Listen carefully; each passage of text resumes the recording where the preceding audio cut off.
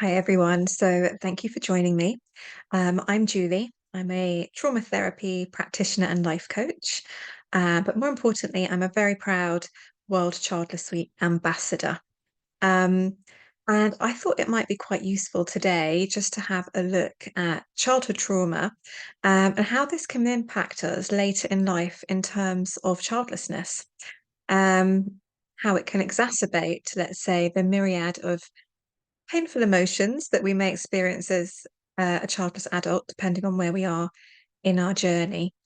As children, we may develop conscious or subconscious limiting beliefs that can impact how we feel about ourselves, um, including as childless adults. And as childless adults, we may or may not make the connection to things we may have experienced in terms of childhood trauma. So, understanding perhaps and addressing these limiting beliefs, as it were, and these experiences can also, put us on a path, let's say, um, towards healing. Um, this is not to say, of course, that, by addressing our childhood trauma, that we've healed our childlessness and all the pain around that, because, of course, involuntary childlessness, is a very complex experience, and all of the experiences and all of the emotions that come with that are completely valid um, in their own right. But really, the purpose of today is also making the connection, perhaps, to find perhaps, let's say, deep-rooted beliefs that we've developed um, as children, and seeing how perhaps they exacerbate our experiences as childless adults, because, whether that's working with a therapist or whether that's, working on our own, um, and doing self-healing, it can give us an idea of perhaps the areas that we'd like to tackle first. Perhaps addressing by, some of the issues around the limiting beliefs perhaps that we've developed in childhood may help us to feel less emotional pain as childless adults, because we may not realize that our childhood trauma may be exacerbating, our childless experience and making certain things more painful. But I'll go into that in a bit more detail. Um, and of course, by the way, of course, this is not to say that someone that's been through childhood trauma has it worse as a childless adult, because it may or may not be the case. Everyone's experiences are completely valid. And some people's, childhood experience um, may impact them as childless adults. For some people, that may not be the case. Everyone's an individual, and everyone's experiences are unique, and everyone's experiences are completely valid. Um, so I suppose maybe just to also, just to think for a moment about, trauma. Trauma's talked about a lot, but I suppose if we just take a quick moment just to think about, what is trauma? And emotional trauma, really just refers to, let's say, a psychological and emotional response, let's say, to what you find to be an intensely distressing event or series of events, which overwhelms really a person's ability to cope. Um, it can overwhelm the nervous system. Um, due to the intensity of emotions, we may not be able to make sense of things, to process things that have happened, um, and to be able to integrate, these experiences perhaps in a healthy or safe way, as it were. Um, Trauma can be stored in the body. There can be physical experiences of trauma as well. It's not just, let's say, a cognitive experience, as it were. Um, yeah, and then I suppose the something else I suppose to think about is, of course, that these experiences that these things that we may have experienced as children may be stored in our body, in our memory, um, as memories, as physical symptoms. Trauma does get stored in the body. We may not even think about them for years. They may be in our subconscious even, but later on in life, we can find certain things triggering, and then that can bring up these old emotional wounds, um, which we may or may not realize that could be, to do with our past. So, what are examples of childhood trauma? I mean, there are so many. I suppose, well, obviously abuse, you know, being bullied at school, you know, having emotionally immature parents, even if having narcissistic parents, but also having very overprotective, maybe what you would perceive as very overprotective, loving parents. Sometimes as children, we may not realize that actually that perceived love and overprotection actually may be a form of control, or it might be as a result of emotional immaturity, or even as a result of narcissism. That might not be something that we actually realized much, until we're much older in life. Um, as children, we may have perceived that as, love and all the rest of it. Um, Other types of childhood trauma, growing up in poverty, growing up in marginalized, in a marginalized community, physical abuse, sexual abuse. There's so many things, isn't there? Natural disasters, grief and loss. So there's so many types of childhood trauma. I suppose one of the most commonly, talked about types of childhood trauma, especially let's say on social media and things like that, is maybe emotionally immature parents, emotionally abusive parents, narcissistic parents. So that is something that I will touch on as well. What does unhealed childhood trauma look like later in life? Well, there can be a myriad of things, which can include, for example, low self-esteem, um, depression, anxiety, dysregulated nervous system, and, limiting beliefs as well about ourselves, feeling angry, feeling withdrawn, feeling inadequate, um, and all of that. So let's have a little bit more of a deeper dive. Just before we go into it, I just wanted to say, of course, that some of these things you may find upsetting, triggering. Some of these things may be very familiar to some of you, but some of these things you maybe haven't thought about, and it could be upsetting. So just to say, if that is the case, of course, you can pause the video, take a couple of breaths, go and get a glass of water, um, and come back to it. If it's distressing, don't force yourself to kind of watch through it. You can always come back to it because this is obviously a recording. And on the other hand, if you've got a pen and paper or you want to make notes on your phone, there might be things that come up where you think, oh, I hadn't thought of that before. Maybe I'll look into it. Or there might be, for example, limiting beliefs, which maybe you hadn't realized that you are holding on to as well. And they might be worth making a note of so that you can work with those limiting beliefs, either on your own, obviously, or in therapy, or just something to kind of bear in mind as well. So yes, so let's have a little think. Let's have a look at narcissistic parents, or emotionally immature parents, um, and this kind of crossover. What happens when we grow up with these types of parents? How does that leave us feeling, and how does this impact us later in life, and in particular in terms of childlessness? Well, there's so many things. I mean, it's honestly, I could really feel like I could do a whole like week's workshop on this because it's something I could talk about. I do also work with clients that are healing from, you know, childhood trauma, not just childlessness, and narcissistic abuse as well is something that I work a lot with. But it's interesting to see the connections. I mean, when you experience childhood trauma through narcissistic, through the lens of having narcissistic parents, obviously you can feel um, an array of emotions that last for many, many, many years. As I mentioned, quite often people do not find out later in life or don't realize later in life that they've had narcissistic parents. The kind of impacts, let's say, um, you can have your emotions neglected or invalidated. This is a huge one, isn't it?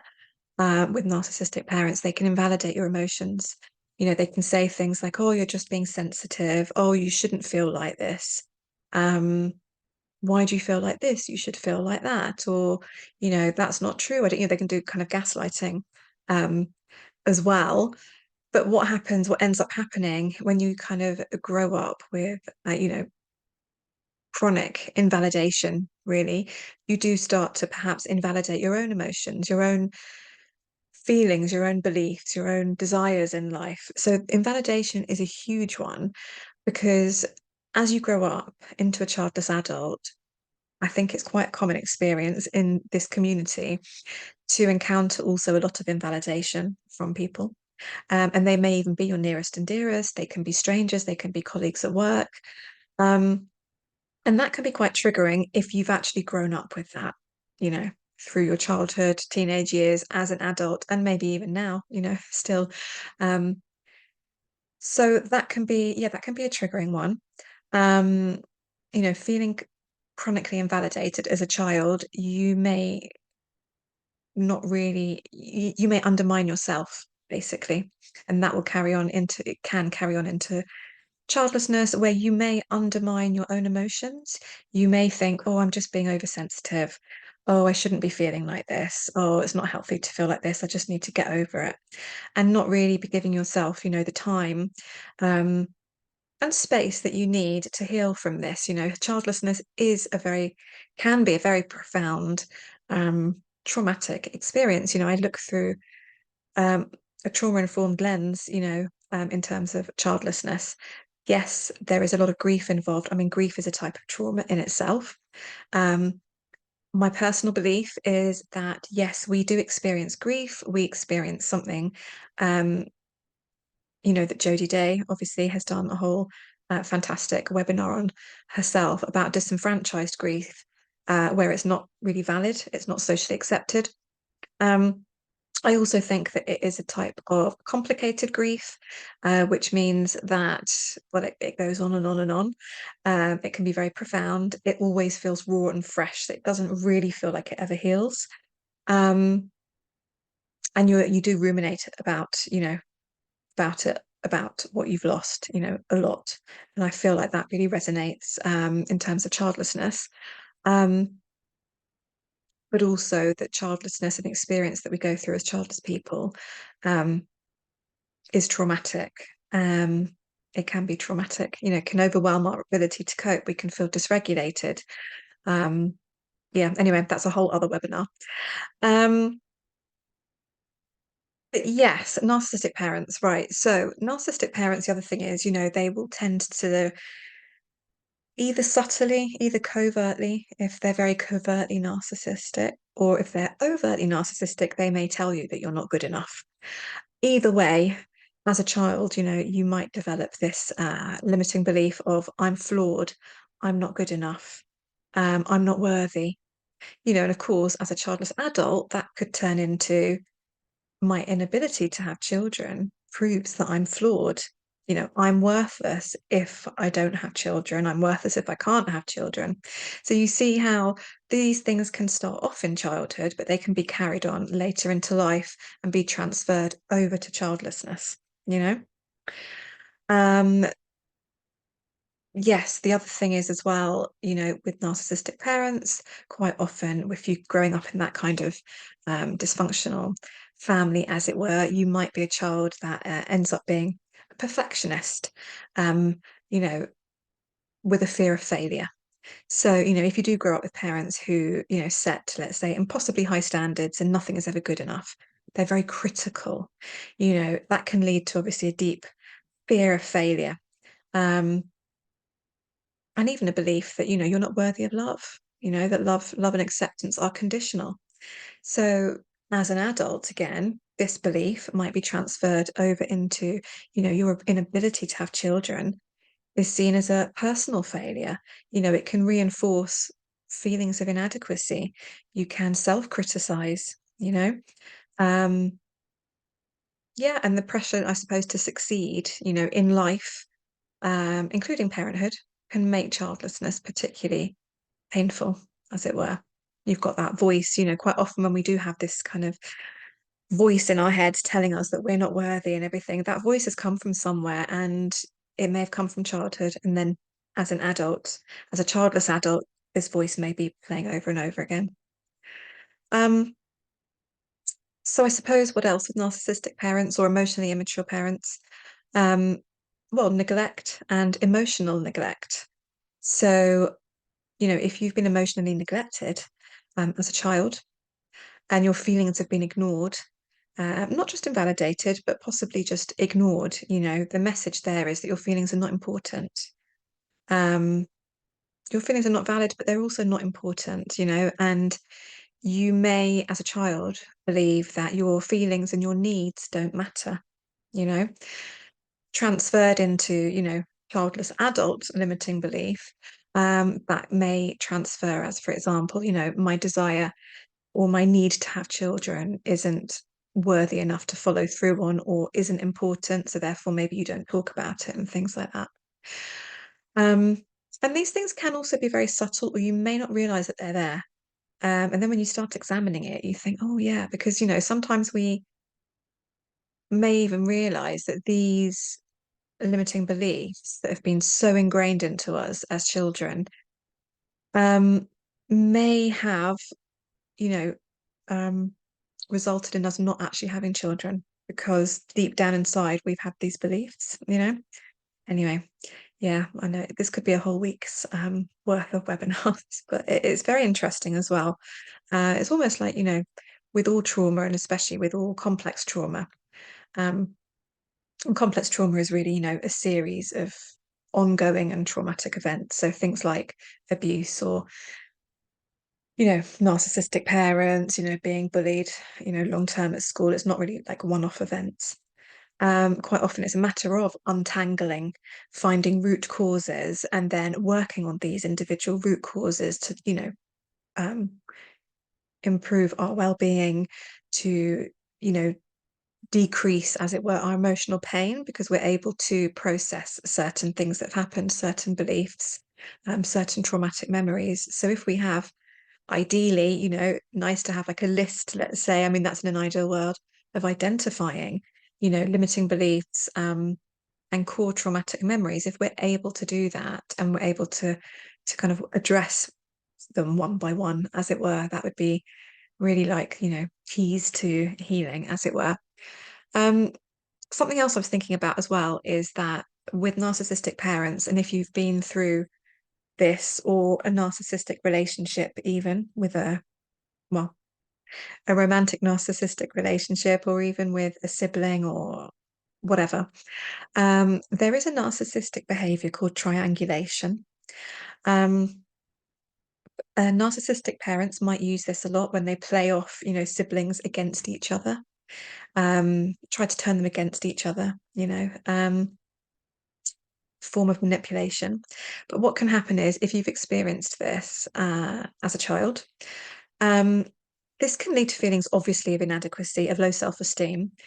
And involuntary childlessness can reinforce, or it might reinforce these feelings, um, because you might perceive your inability or, the lack of not having children, the lack of having children as just yet another area where you've kind of, I hate using these, but I'm going to use them anyway. But it's just, might have failed in comparison to others. So, as a child, let's say you've been compared to siblings, or you might have been compared to parents, children of your parents' friends, and things like that.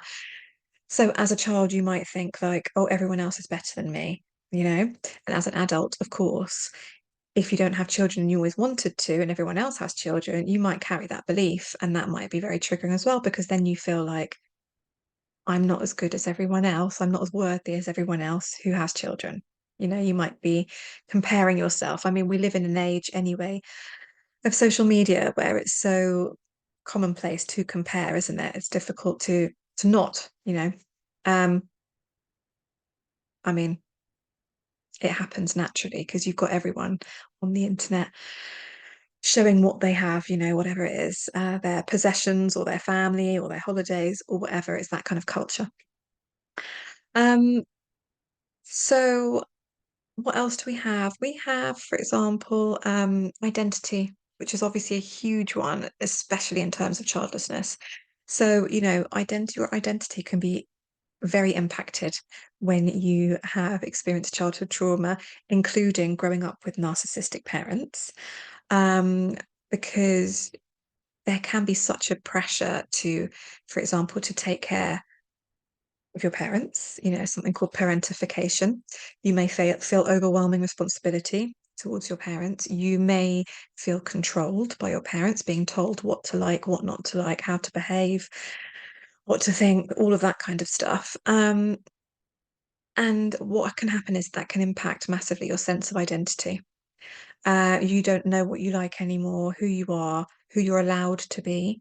Um, and as a child, you might be not knowing who you are. I don't know who I am as a child, as a teenager, I don't know who I am. I'm not allowed to be me. I'm not allowed to like certain things. This kind of idea that, you don't really have a strong sense of identity. Now, as a childless adult, of course, identity can be a big one because, if I don't have children, this belief can also transfer into, um, I don't know who I am if I'm not a parent, because we were always kind of anticipated this identity, as it were. So that could be another trigger as well. Um, and also a big one actually for childhood trauma is shame, internalized shame, shame about, not feeling worthy enough. Um, not feeling good enough, not feeling worthy enough, feeling ashamed. And that definitely can transfer into childlessness as well. Um, and feeling ashamed, that you don't have children for whatever reason, or that you feel that you don't fit in, you don't fit into your social circles, that you don't have children and that kind of thing. So again, this idea of shame, of I'm not worthy because I don't have children. See, so these beliefs can be, create what's the word? I'm lost for words today. These beliefs can, occur in childhood as a result of childhood trauma. You see how they can be transferred, let's say, into adulthood. Yeah, something else then. I mean, there's so much really in terms of narcissistic parents. Um, Something else, let's look at something else. Bullying, for example. If you've been bullied at school, being bullied can lead to feelings of isolation, of feeling rejected, of low self-esteem, um, of feeling left out, feeling excluded. And of course, not belonging as well. Um, and of course, that can transfer into adulthood, can't it? Those feelings of feeling left out, as childless adults, as seems to be quite a common experience. The experience can be that you are socially excluded. Um, as yeah, I mean, I think it's a common experience that social exclusion is well documented. I think throughout centuries, really, even yeah, for all types of childless people. And we're talking about childless people of any age and any gender. When we're talking about these types of things. The other thing is as well, bullying and feeling left out. Also, if you grew up and you were, if you felt different. So if you grew up and you were neurodiverse, if you had ADHD, if you were autistic, if you felt like you didn't belong into any kind of social groups at school and you had a hard time at school. So not necessarily bullying, but this feeling of feeling left out, that can definitely, you know, develop and transfer into, childlessness as adults, because that can transfer, for example, into a belief of, I don't belong in a community if I don't have children. You know, I don't belong. That feeling of not belonging that you may have felt as a child can definitely be carried over into adulthood. So yeah, so there's many, many different types of childhood trauma. There's many, many different types of limiting beliefs that we might develop as children that we may or may not realize that impact us later on in life in the context of childlessness.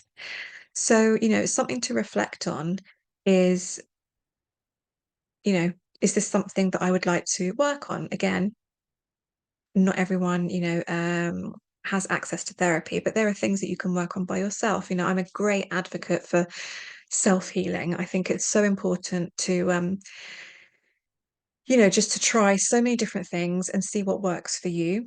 Um, all kinds of different tools and techniques, and it doesn't have to be really classic things either. I mean, I do Reiki as well, um, which involves a lot of meditation, but I have a very hyperactive brain, so I don't do the classic meditation, but I'll do like moving meditations. I will do shorter meditations. I'll do it kind of in spurts. I'll do different types of meditations, which are not just, trying to empty my mind for hours, because that's just, yeah.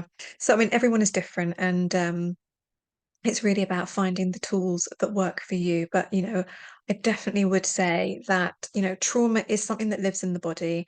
There is a mind-body connection there. Trauma, whilst talking, is can be very healing, especially, let's say, in childlessness, when it can be such a taboo subject. So talking about childlessness can be extremely healing. Just the fact of sharing your story with someone, sharing your story in community, can be fantastic, obviously. And you feel heard, you feel seen, you feel validated. And especially if perhaps if you have never experienced those things before as a result, let's say, of childhood trauma, that can be extremely healing.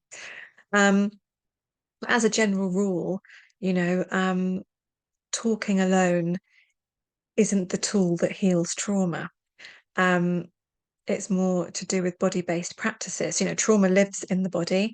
So how do we release it? Well, it's by doing, you know, body-based techniques and tools. So what are these tools and techniques? So in terms of therapy, it would be things like not CBT. Sorry if there's any CBT therapists, but I'm just thinking specifically of trauma therapies that can be very effective. And one of those is EMDR, which is eye movement desensitization and reprocessing therapy. So how does that work? Well, it works by, try to do it in layman's terms, it works by stimulating the brain's natural healing processes through bilateral stimulation. So what's bilateral stimulation? Well, it's either eye movements, where a therapist will guide your eyes, or it can be through tapping. So it can be through alternate tapping. You might have seen this. This is also called butterfly tapping. There's also music. So music that goes from like ear to ear. Um, and there's lots of other things as well. But the bilateral stimulation is the idea that basically both of your sides of your brain are going like this. Okay. So when you're thinking of your limiting belief, that you feel it's very strong, or you're thinking about a traumatic memory, or some kind of emotional pain that comes up in your body when you're thinking about childlessness, for example, if you're guided through bilateral stimulation, then these pieces of trauma, let's say, will become. I wish I could draw like a kind of cartoon um, as a visual representation, but this emotional pain, as it were, and these emotional, trauma, when your brain starts moving, it will help to process this emotional experience and these emotional traumatic memories, and it will integrate it into the rest of your body, and it will feel desensitized after you've done the therapy. So instead of it kind of flashing up and feeling like, oh my God, it's so painful, after you've done this work, it's still there, but it just feels kind of desensitized, and you're able to perhaps move forwards a little bit more. Something that's quite similar is, well, it's not similar, it's actually different. Sometimes people think it's the same. It's a little bit different, but it's called IEMT, so it's integral eye movement therapy. So again, this is actually exclusively with eyes, but does help people to process emotional issues. There is a focus on identity as well, which of course, in terms of childlessness, is extremely helpful. So yes, in terms of identity, it is fantastic, and unresolved feelings linked to past experiences, and especially, in our younger lives, as children, as well. Something else which is good is timeline therapy. Timeline therapy involves a lot of visualization of your timeline. So actually, if you want to do this right now, we'll do very quick 1 minute visualization together. So yes, get comfy and close your eyes. And I just want you to think, if you had to think of a timeline, your own timeline, and just had, if you're able to visualize it or get a sense of feeling of how it feels, your timeline stretching into the future. And you might want to think about next week, the week after, the month after, in this kind of sense of your future. And then if you also think a sense of your past, maybe something that you did which was nice or that you enjoyed doing last week. It might have just even been having a cup of tea or having a day off or whatever it is. And just see if you have a sense of your future, your past, and where you are today. And also want you to put on your timeline in your future something that you're looking forward to.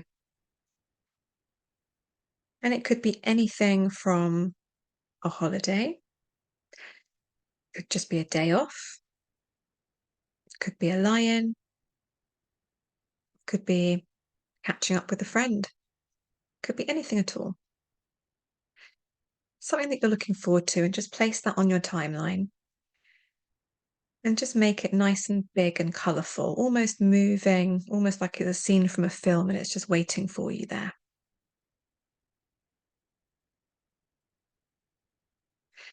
And just know that if you do have a sense of your timeline, just know that you can come back and visit this timeline anytime you wish to. And you can put on as many events that you would like to, events that may be waiting for you in the future. So just looking at your timeline, almost like a bird's eye view, and just opening your eyes when you're ready. So I'm curious to know if anyone did see a timeline, if anyone's tried this before, if anyone was surprised because they were like, oh, wow, I didn't realize that I had a timeline. Not everyone does, not everyone is able to visualize. So it might be more about feeling, imagining what the future feels like or sounds like, smells like. But yes, if you were able to imagine a timeline there, it's really interesting. Not everybody has the same timeline. Some people's timelines stretch out in a straight line ahead. Some people's timelines might go, up and down like this. Some people's timelines might go left, right, whatever it is, it's even behind them. And in different cultures, timelines can look very different as well, depending on the culture. So timeline and our concept of time is really, really interesting, and it can be profoundly, profoundly powerful. In particular, when healing experiences from the past, so childhood trauma, and with childlessness as well, and people generally who've experienced trauma, there is something that's called foreshortened future. That can be like a symptom of trauma, and that can be where you're not able to see the future. You might assume that you're not going to have a future, or the future might look very bleak and you're just not able to imagine it. And I feel like that can be quite a common experience in childlessness. So the timeline therapy for addressing the past and healing the past, but also for creating a colourful and promising and exciting and motivating future, which is really, a good tool for childlessness as well. So if you do have a timeline, if you were able to see it, use it, use it to put lovely events on, things that you're looking forward to, and play around with it. It's really good. Good fun. Lots of other things which you can do by yourself as well. Learning tools to self-regulate. Obviously, if we've grown up with childhood trauma, our, fight or flight system may have always been in fight, flight, freeze, and it became very dysregulated, which may be true even now as adults. And as childless people, we do find triggers, even in the most random of places. So, learning how to regulate our nervous system with different techniques, and they might be things like breathing techniques, Something else to look up as well is like, polyvagal informed self-healing tools. So these are strategies, techniques which are, rooted in polyvagal theory, and that's about regulating our nervous system. So have a look at that. Um, and there's so many other things. I mean, there's also coaching as well. Coaching is actually very powerful. It's an incredible part of the healing process, especially with childlessness. We just talked about maybe not being able to, visualize the future, and coaching is able to kind of move you forward. And especially, let's say, working with coaching and timeline therapy, that can be extremely powerful. Um, it can be quite a traditional kind of um, let's say, it can be quite traditional in coaching not to address the past, but just to kind of look forward to the future. But, being kind of trauma informed, I do believe that, without addressing past and without healing, let's say limiting beliefs that we've developed, sometimes it can be quite hard to move forward. So sometimes we actually need to heal. We need to heal the past really to be able to make leaps and bounds forward. But yes, coaching can be extremely powerful, but it wouldn't be used just to heal trauma. That's something completely different. But in conjunction with each other and used at the right time, that can definitely be very powerful. So I think I'm going to leave it there. There's so much more that can be said. Um, but yes, I'm going to leave it there for now. Food for thought. Um, and, I hope that in some way this can be of use. Um, even just as a kind of, a tool for reflection.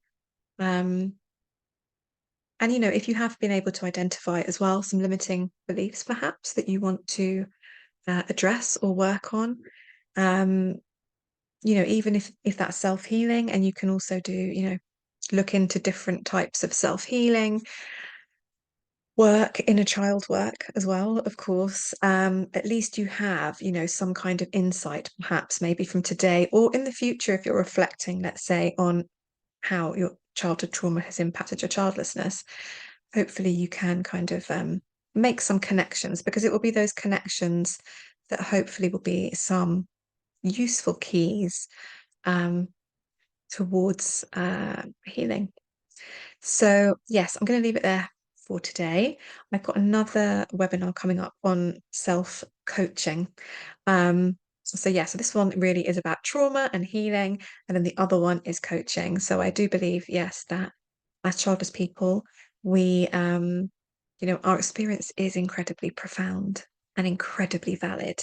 Um, and yeah, an integrative approach really is needed. So, healing the trauma, self-healing, regulating our nervous system, and coaching, and, in community as well. There's so much work we can do on our own, but and also a key part of healing is also in community. Um, and actually, just thinking about polyvagal theory, um, there's lots of things you can do to tone your vagus nerve, which can help with regulating your nervous system, and put you into kind of calmer state. And part of that is being in community, laughing as well, humming, gargling, lots of things. So yeah, if you actually look up vagus nerve toning as well, that can be some useful little tools and things on there. Anyway, that's enough of me. I could talk all day, as you probably gathered, but I shall leave it there. Thank you for joining, and thank you for coming this far if you're still here watching. I hope this can be of some use, and I'm sending you all the best. And yeah, and I hope you get to watch all the other fantastic webinars that have been live or been submitted as part of World Childless Week. There's such an incredible range of webinars. So many panelists, so many people, all different types of people, any age, any gender, lots of different backgrounds. Um, yeah, it's really amazing, and definitely it grows and grows and grows each year, World Childless Week. So an enormous thank you to everyone who's taken part, and especially, of course, to the wonderful Stephanie Phillips, who without her, this would never be happening.